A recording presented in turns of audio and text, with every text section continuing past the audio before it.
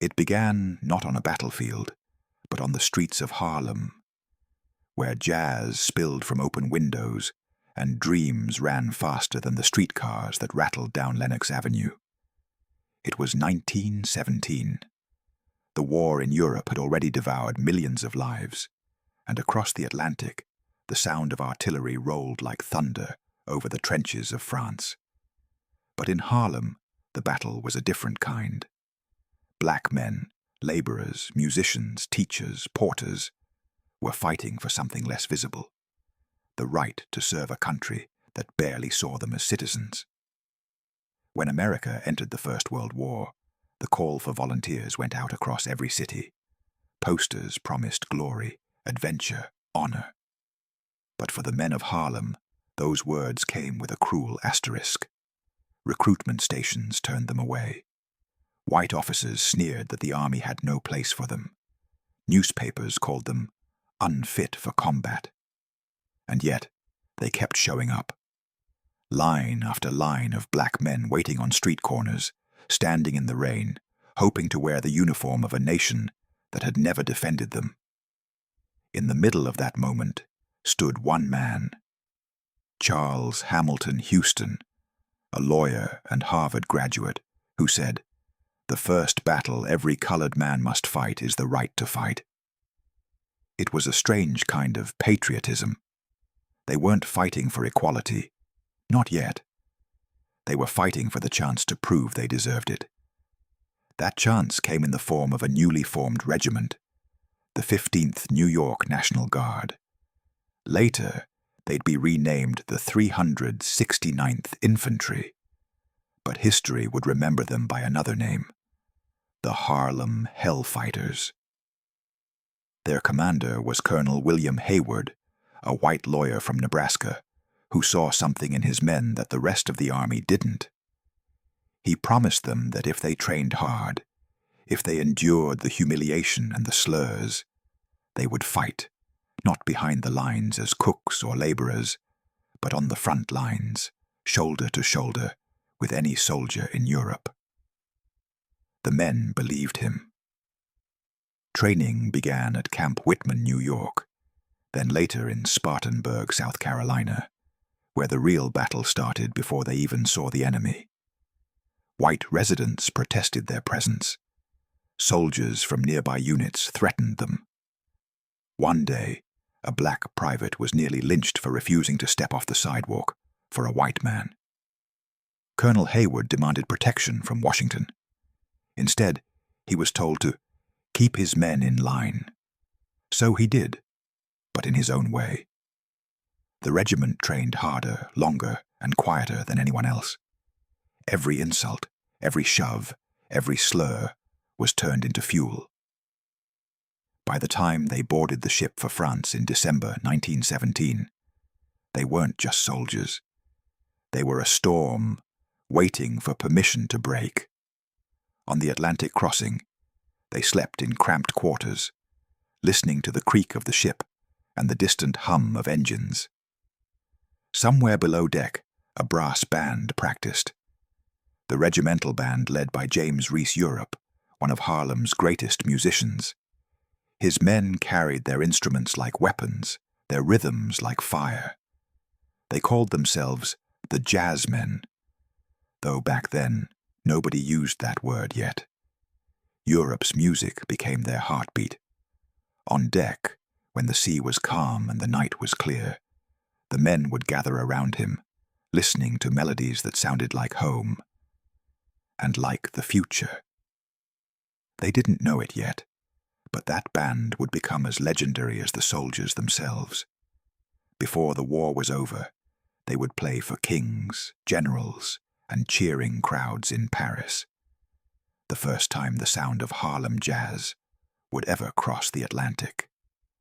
But that was still ahead. When the Hellfighters arrived in France, the U.S. Army didn't quite know what to do with them. American commanders, still clinging to segregation, refused to let them fight under the American flag. The official excuse was that colored troops were better suited for manual labor, digging trenches, unloading cargo, clearing rubble. So that's what they did, at first. They hauled supplies through the freezing mud. They built roads under shell fire. They buried the dead. But even then, they wore their uniforms like armor. They knew the French were watching. Because the French army, battered, bloodied, and desperate for reinforcements, saw what the Americans did not. They saw soldiers who never complained, who never broke rank, who worked through the night without rest. They saw discipline, pride, fire. In April 1918, after months of being sidelined, the Harlem Hellfighters got their chance. The U.S. Army quietly transferred the 369th Infantry to the French command, handing them French rifles, French helmets, and French rations. It was an unspoken compromise. If America didn't want them fighting as Americans, they would fight as soldiers. And fight they did. Within weeks, they were sent to the front, the Champagne region of northern France, where the trenches cut through fields like scars. The men stared across a wasteland of mud and wire, where the air smelled of smoke and decay. Shells burst in the distance like thunderclaps. It was a world of fire and fog, where every breath tasted of cordite. On April 15th, 1918, the Harlem Hellfighters took their positions. The Germans didn't know who they were facing. Not yet. But they would soon learn. Out on a forward listening post, two soldiers stood watch, Private Henry Johnson and Private Needham Roberts. It was just after midnight. The sky was black, the kind of darkness that erases the horizon.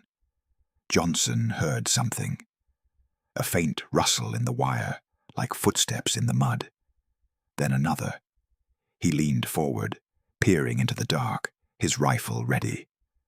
And that's when the first grenade exploded. Shrapnel tore through the air, and the night lit up in bursts of orange. Roberts went down, wounded. Johnson fired into the darkness until his rifle jammed, then swung it like a club. The Germans were on them. At least a dozen, maybe more. Johnson threw grenades until his belt was empty. Then he drew his bolo knife, a curved blade issued by the French, and fought hand to hand. When it was over, the ground was slick with blood. Johnson had killed 4 men, wounded at least 10, and driven the rest back into the darkness. He was hit 21 times. When reinforcements arrived, they found him still standing, bloodied and swaying, guarding his fallen comrade. The French called him Le Tigre Noir, the Black Tiger. For that single night of ferocious courage, Henry Johnson became the first American in the war to receive the Croix de Guerre, France's highest military honor. But back home, his name barely made the papers. To the army, he was just another colored soldier who'd done his duty. No medal, no parade, just silence. And yet, in the trenches of France, something had shifted. The Germans began referring to the 369th as the Hellfighters, not as an insult, but as a warning. They had faced machine guns, gas, artillery, and hand-to-hand combat, and never once lost ground. From that night forward, the Harlem Hellfighters were no longer just a regiment. They were a legend in motion, and their war had only just begun. The weeks that followed Henry Johnson's stand changed everything. Word spread through the French lines like wildfire. Tales of a black American who had fought off an entire German raiding party with nothing but a knife and his bare hands. The French soldiers began calling the 369th Les Soldats du Diable, the soldiers from hell. The name stuck. When the Germans intercepted the phrase, they translated it their own way. From then on, every report warned of the same thing: Die Höllenkämpfer, the Hell Fighters. It was a name the men of Harlem wore with pride. Under French command, The regiment finally saw what they had trained for. No longer laborers, no longer sidelined. They were thrown into the front line of the Champagne-Marne sector, a wasteland of shell holes, wire, and shattered trees, where the earth itself seemed to bleed. They fought side by side with French colonial troops, Algerians, Moroccans, Senegalese riflemen, men of color from across the world, bound by a shared truth. That courage had no color, even if the armies they served still thought it did. In the mud and ruin of those trenches, the Hellfighters proved it every day. They endured gas attacks that turned lungs into fire. They charged through machine gun nests, where the air screamed with bullets. They held positions under artillery so relentless that the ground trembled like thunder. And through it all, they never broke. Not once. When other units rotated out to rest, the 369th stayed. 191 continuous days in combat, longer than any other American regiment in the war. The French officers who commanded them couldn't believe what they were seeing. These men who had been handed over out of prejudice were now carrying whole sections of the front by themselves. At night, when the shelling eased, you could hear music rising from their dugouts. The muffled sound of James Reese Europe's band, their instruments wrapped in cloth to keep the moisture out. The rhythm was quiet but alive, echoing down the trenches like a heartbeat. It reminded them who they were and what they were fighting for. Europe and his musicians had been split from the main regiment to perform for Allied troops, moving from camp to camp across France. Everywhere they played, the response was the same: awe, then joy, then disbelief that this new sound could even exist. The French called it le jazz américain. Within weeks, it swept through Paris. For a few stolen hours, while Europe's band played, the war faded. Soldiers forgot the smell of death. They danced, they laughed, and they learned that Harlem had its own kind of weapon. One that didn't kill, but could make the dead remember they were once alive. Back at the front, the Hellfighters kept pushing. In July 1918, they joined the great Allied counteroffensive along the Marne. The Germans were falling back, but the cost was horrific. Fields once filled with wheat were now seas of corpses. The smell of cordite hung in the summer air. Private Horace Pippin, who would later become one of America's first great black painters, wrote in his diary that he'd seen men with no faces left, men who didn't know they were dead yet. Still, they advanced. Every inch they gained came with blood, but every inch mattered. The Harlem Hellfighters fought not just for victory, but for validation. Every order obeyed, every bullet fired was a declaration: we belong here. By the fall of 1918, the 369 had pushed deep into the Argonne Forest, one of the deadliest sectors of the war. Rain fell for days, turning the ground into a river of mud. The air was thick with the stench of gas and rot. Trees were splintered into jagged spears. That's where they made their stand. For weeks they fought off wave after wave of German attacks. Ammunition ran low. Food spoiled. They scavenged what they could from abandoned French positions. Old rations, muddy bandages, cigarettes left in tin boxes. But morale never broke. Captain Hamilton Fish, one of the regiment's white officers, later said that no matter how bad it got, his men never showed fear, only fury. One night, under relentless shell fire, a hellfighter named Rafael Hernandez pulled out his cornet and played softly into the dark, a melody from home. Around him, men laughed quietly, some wept. It was defiance in its purest form, a song against death. By the time the armistice was declared on November 11th, 1918, the Harlem Hellfighters had marched farther, fought longer, and suffered more casualties than nearly any other American unit. Over 1,500 of their men were killed or wounded, but they never lost a single foot of ground. Not one.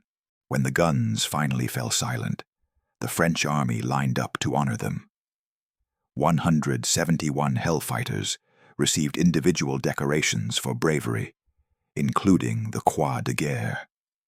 Their flag, the same one that had once been ridiculed, was now draped with medals of honor.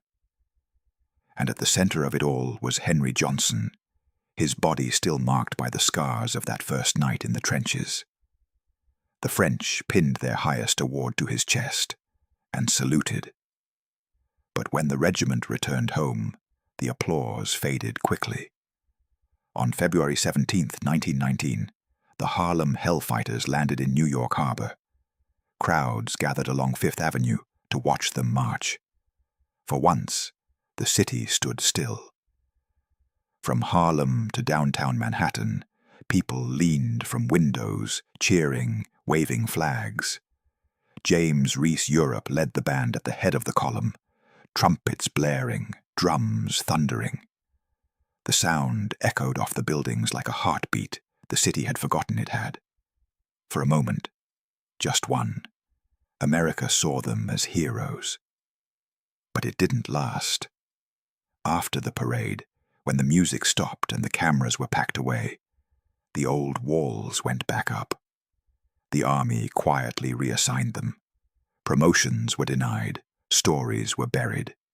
Henry Johnson, the man the French had called the Black Tiger, was denied a Purple Heart, denied medical care, and eventually faded into poverty.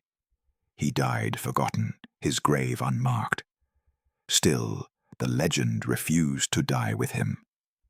The men of the 369th had done what no one believed possible. They had fought a war on two fronts, one in France and one at home, and they had never lost either.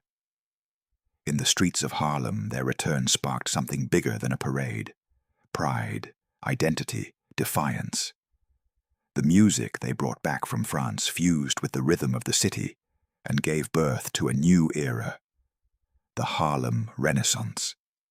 Out of the blood and mud of the trenches came poetry, art, and sound. And somewhere, in the brass cry of a trumpet or the soft rhythm of a brushstroke, you could still feel the echo of the Hellfighters, men who had given everything for a country that still couldn't see them, but would one day have to. Their war was over, but their story wasn't. Because some battles aren't fought with rifles, they're fought with memory. And the memory of the Harlem Hellfighters, the regiment that never lost a battle, would go on to fight for generations. When the ships docked and the music faded, the real war began. The Harlem Hellfighters had returned from France as heroes, at least for a day. Their parade through New York had stretched 5 miles long, with brass gleaming and drums pounding through the canyon of skyscrapers. Newspapers called it the Parade of the Century. Mothers wept, children waved flags. For a brief moment, it felt like America had changed. But by nightfall, the old reality came creeping back. The men who had bled for France were told to use back doors again. Restaurants refused to serve them. The army, which had pinned medals on their chests, refused to give them proper pay or pensions. Their uniforms, which had once inspired awe, now drew suspicion. In the South, lynch mobs were on the rise again. Across the country, white supremacists saw black veterans as a threat, men who had tasted respect overseas and might start demanding it at home. And they were right. Because once you've stood under shell fire, once you've faced the enemy and survived, there's not much left to fear. In cities across America, black veterans returned, not with bitterness, but with a quiet defiance. They walked taller, they spoke louder, they refused to step off the sidewalk. They had fought for democracy in France, and they weren't about to surrender it in Georgia or Alabama. For that, many paid the price. The summer of 1919 would come to be known as the Red Summer, not for communism, but for blood. Riots erupted in Chicago, Washington, D.C., Elaine, Arkansas, dozens of cities. White mobs attacked black neighborhoods, burning homes, dragging veterans from their houses still wearing their uniforms. In Harlem, the 369th closed ranks once more, not as soldiers, but as protectors. They patrolled their streets, kept the peace, and made it clear that Harlem would not burn. For them, war had never really ended. It had just changed its battlefield. And through it all, Colonel Haywood, the man who had led them across the Atlantic, fought to keep their legacy alive. He wrote to Washington, to Congress, to anyone who would listen, demanding recognition for his men. Some medals were given, most were not. The army buried the paperwork under the weight of bureaucracy and prejudice. Henry Johnson, the hero of the Argonne, received nothing. Not a dime in veterans' benefits. His wounds never healed properly. He limped through the rest of his short life, selling newspapers to survive. When he died in 1929, he was buried in an unmarked grave in Arlington, Virginia, listed only as unknown soldier. The government forgot him. Harlem did not. On summer nights, you could still hear the sound of brass drifting out of basement clubs on 135th Street. The heartbeat of a neighborhood that had learned to turn pain into rhythm. James Reese Europe, the band leader who had brought jazz to the front lines, didn't live to see it. He was killed just months after returning home, stabbed by one of his own band members in a senseless quarrel. But his music lived on. It became the sound of Harlem, the sound of America reinventing itself. The blues mixed with brass, and from it came something new, something defiant, alive, unstoppable. In the 1920s, Harlem became the cultural capital of Black America. Painters, writers, musicians, they all came, drawn by the same pulse that had carried the Hellfighters through France. The world called it the Harlem Renaissance. But for the men who'd worn the uniform, it was something more personal. It was proof that they had built something lasting, something no one could strip away. Their courage had changed how Black America saw itself. Before the war, service had been a plea for acceptance. After it, it became a demand for equality. The Hellfighters didn't just come home. They came home as a living argument that freedom couldn't exist for some and not for others. And though the government ignored them, history didn't. In 1940, when another war loomed on the horizon, young men from Harlem once again lined up to enlist. Many were the sons or nephews of Hellfighters. They carried their legacy in their blood, and when they shipped out to fight in Europe and the Pacific, they did it knowing that the ground they stood on, their right to serve, to lead, to fight, had been paid for by the men of 1918. Decades later, when Martin Luther King Jr. spoke of the promissory note America had yet to make good on, the echo of the Hellfighters was in his words. They had written that check in blood, long before the civil rights movement found its voice. Still, for most of the 20th century, their story remained buried, hidden under the larger myths of the war. Textbooks barely mentioned them. Museums ignored them. It was as if the nation had built a monument to silence. But silence doesn't last forever. In the 1990s, a handful of historians began digging through forgotten archives. Letters, diaries, French military records.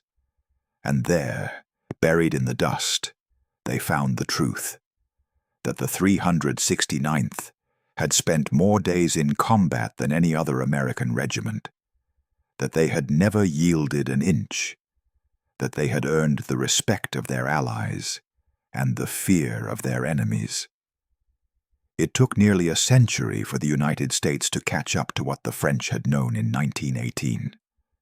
In 2015, President Barack Obama posthumously awarded Henry Johnson the Medal of Honor, the highest recognition the nation can give.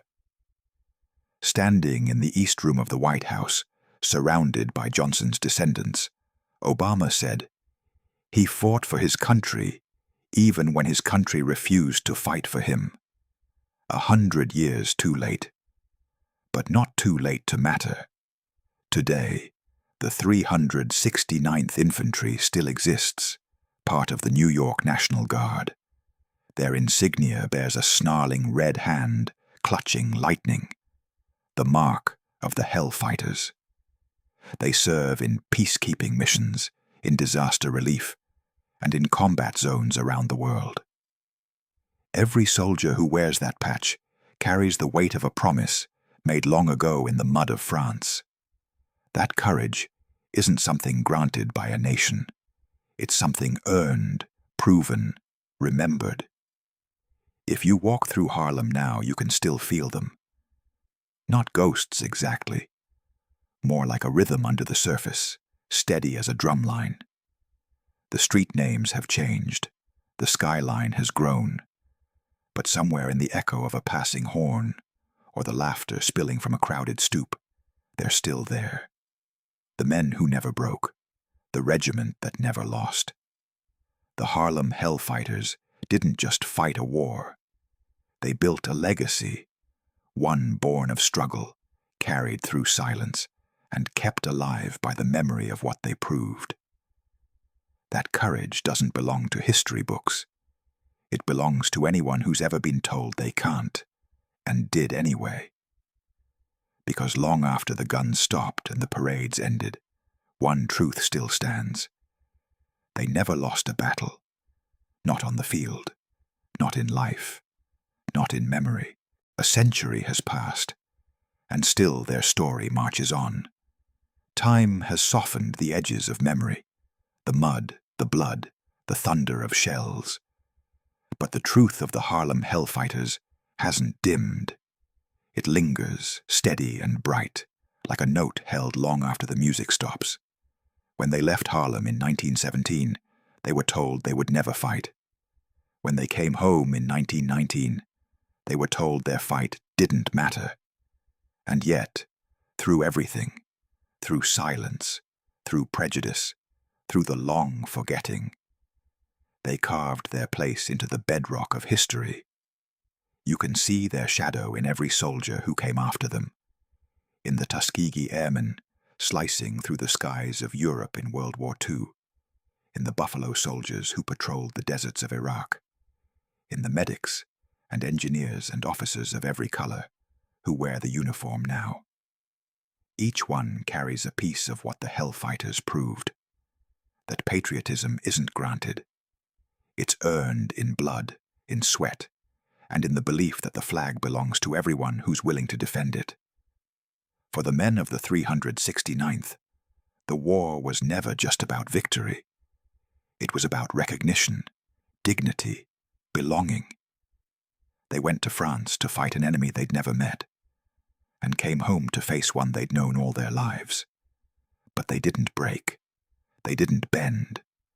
They fought both wars, and won both in their own way. That kind of courage doesn't fade. It mutates. It spreads. You can hear it in the music that came after them, in Louis Armstrong's trumpet, in Duke Ellington's orchestra, in every jazz note that bent time and space to make something new. Because the first real explosion of that sound happened when a Harlem regiment carried its rhythm across an ocean, and the world heard freedom in a different key. You can see it in the civil rights marches that came decades later. Men and women walking down streets where others had bled before, holding signs instead of rifles, but marching with the same resolve. The Hellfighters taught a generation that bravery wasn't just surviving war. It was facing injustice and standing tall anyway. And maybe that's their greatest victory. Because for all the medals and ceremonies, the real legacy of the Harlem Hellfighters isn't written in military records. It's written in the way people remember them, in the way they changed what it meant to be American. In France, their story was never forgotten. To this day, small towns still hold parades for them. Old photographs hang in village museums, black soldiers smiling beside French farmers, children perched on their shoulders, flowers tucked into their rifles. They weren't seen as outsiders there. They were seen as saviors. Back home, it took far longer for the nation to look them in the eye. It took decades of protest, of art, of storytelling to bring their names back from the margins. But slowly, the silence broke. In 2003, a stretch of 142nd Street in Harlem was renamed the Harlem Hellfighters Way. Murals went up, painted in deep reds and blues, soldiers in helmets, instruments in hand, eyes fixed on the horizon. In 2021, the U.S. Army finally awarded the entire regiment the Congressional Gold Medal, one of the nation's highest honors. The award citation called them a symbol of determination, valor, and unyielding loyalty. It had taken more than 100 years, but the recognition finally caught up to the truth. The story of the Harlem Hellfighters is often told as one of war, but at its core, it's a story about identity, about what it means to serve a country that doesn't always serve you back, and to love an ideal enough to make it real. When you think about them now, try not to imagine just the battles, the barbed wire, the trench mud, the explosions. Think about the quieter moments. A soldier writing a letter home under a flickering candle, a cornet echoing down a trench line, the laughter of men who knew they might not see the sunrise, but sang anyway. Because those moments, the ones no camera ever caught, are the reason they endured. Courage isn't loud, it's steady. It's the refusal to let the world tell you who you are. That's what the Harlem Hellfighters gave America. Not just victory, but a mirror. A reflection of the nation at its most divided, and the proof that unity isn't born from privilege, but from shared sacrifice. Every generation since has borrowed from that truth. Every barrier broken, every door forced open, every voice that refused to be silenced. Somewhere, behind it, you can feel the Hellfighters marching still. Through the smoke and noise of history, their footsteps remain. And if you listen closely, in a song, in a march, in the low hum of a city that once bore their name, you might still hear the faint rhythm they carried with them across an ocean. The sound of Harlem, the sound of defiance, the sound of a regiment that never lost. The Harlem Hellfighter. Their war ended in 1918. Their victory never did.